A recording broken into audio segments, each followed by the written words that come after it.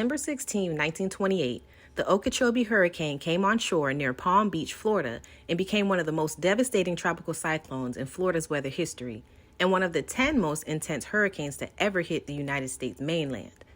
By the time the storm crossed the Atlantic Ocean, it was the first recorded Category 5 hurricane in the country's history, with winds at 140 miles per hour. The Okeechobee hurricane came without the warning systems like today, and state and local officials were barely prepared for the catastrophe. The impact of the storm was made worse by the ineffective communication and political posturing of Republican President Calvin Coolidge and the state Democratic Governor Doyle Elam Carlton Sr. The city of Palm Beach, by that point, developed a reputation as being the home of the wealthy and famous.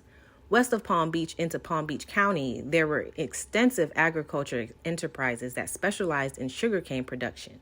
This labor-intensive crop, dependent on poor communities, comprised primarily of Bahamian migrant farm workers and African-American sharecroppers for labor.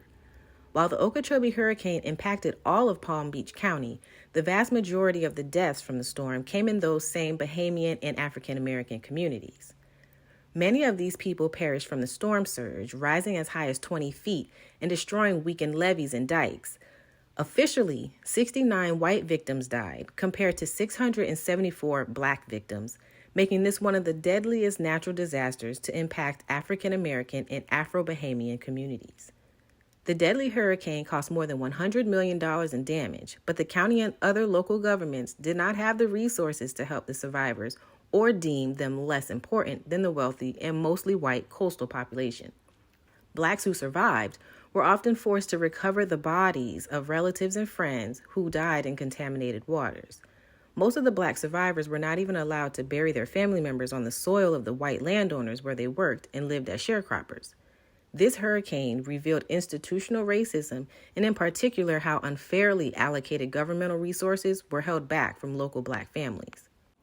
While white residents buried their relatives and friends with dignity in coffins in local cemeteries or rested them peacefully on their properties, deceased blacks were stacked on top of each other and corpses burned ostensibly to prevent the spread of disease.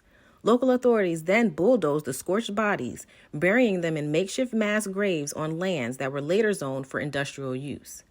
In 2000, the city of West Palm Beach, recognizing what callous disregard of black life and lack of respect for the dignity of the black deceased, purchased the main mass burial site, and 8 years later, placed a historical marker there in acknowledgement of what took place and restored some dignity to those who suffered and perished in 1928. And if you didn't know, now you know.